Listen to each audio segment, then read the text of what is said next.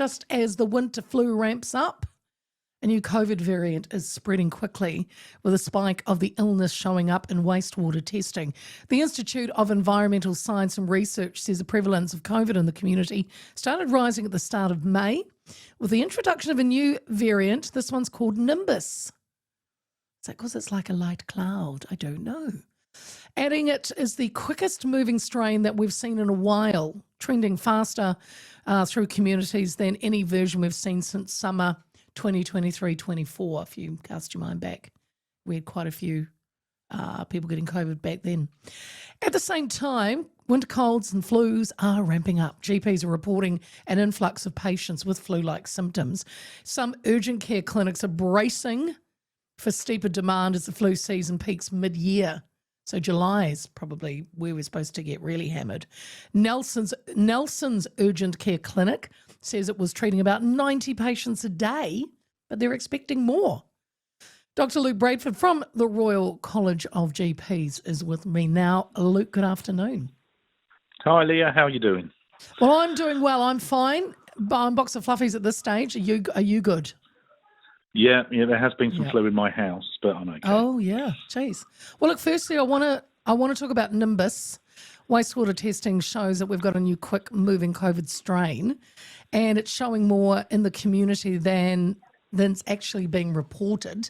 Is that a concern, Luke?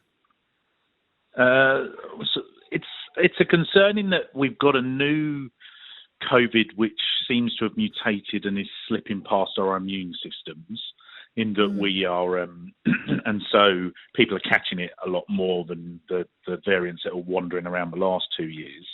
The fact that it's not being reported is indicative of the fact that it's not horribly severe, and people aren't necessarily testing or having to report. Yeah, because when I think about it, we've dealt with multiple COVID waves.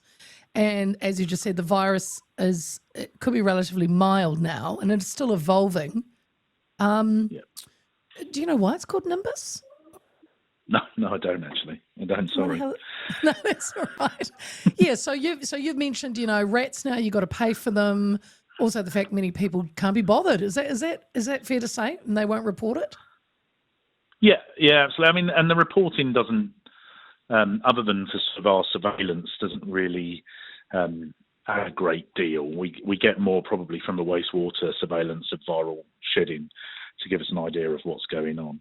I think this one is probably a little bit worse than the COVIDs we've had for the last 2 years. People are more symptomatic with it, but we haven't gone back to those alpha days where it's really attacking people's lungs and making them properly sick. Yeah, well, it's good to know. Look, we aren't in the peak yet, supposedly. Well, we aren't, of winter, Luke. Some clinics are reporting lines out the door already, showing up with influenza. Now, is that more of a concern soon this winter, influenza A? Yeah, it's A and B that are circulating. B tends to be in the kids and younger people, A in the adults and older folk as a rule.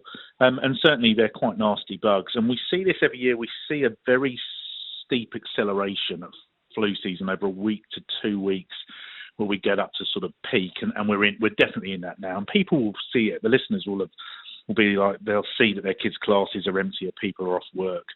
I was at my kids' swimming school sports this morning. There are normally 10 kids. There are only 4 this morning. That's the sign that the flu season's ramping. Yeah. Petri dish, Luke, being around children. Yeah. Yeah, it is.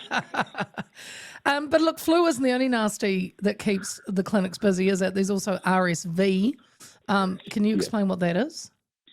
Yeah, so respiratory syncytial virus, it causes something called bronchiolitis in babies and young children, which can be a real worry. It makes them have to work really hard at their breathing, means they don't feed as much. But it can also cause quite a nasty illness in older people and people with a compromised immune system, and it does tend to attack the lungs. So we always see that peak in winter as well. So typically we see flu and RSV.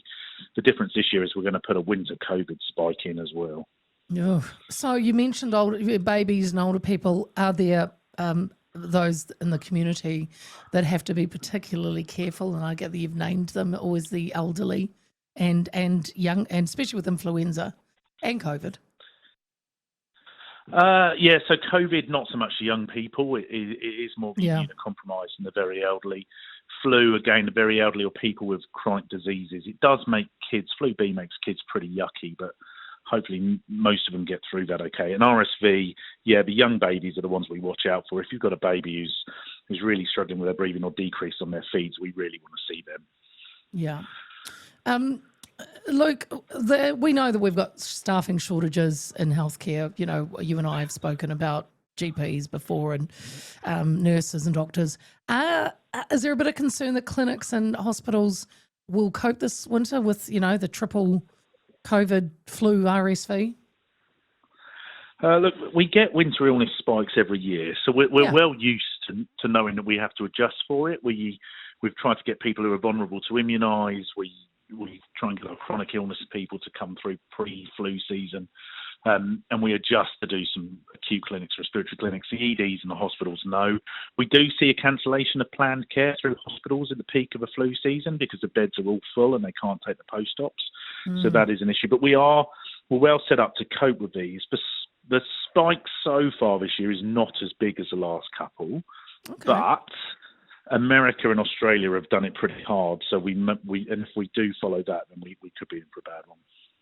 Oh, I see. Right. So visitors. So finally, Luke, your advice. You know, this winter vaccines. What are we doing? Yeah, look, if you're elderly or vulnerable, so you've got immunocompromised, you've got chronic disease, heart disease, diabetes, and stuff, get jabbed. If you're sick and you are coughing, spluttering, feverish, sore throat, full of snot, don't go to work or school. You're just going to spread it. And then avoid. And if you are sick, you know, let's do some common good of coughing into our hands and arms and washing our hands and not all over people. Oh, finally, actually, what's the usual time frame, say, of a flu? Are we looking at a week? You know, where's the peak? Yeah. I mean, that's the thing that people say. Oh, I've got the flu and I've got a mild cold, and they're better today. If you get influenza, influenza, you're going to be on your butt for a good 5 days to a week, and it can go up to a fortnight. It's pretty serious. Yeah. Well, my producer, Kelly, who you just spoke to, this is her first day back since Thursday. So she's she was on her backside for a week. I'm surprised. She definitely had it. Always appreciate your time, Luke. We will talk again, I suppose, as we get into the depth of winter. That is Dr. Luke Bradford from the Royal College of GPs.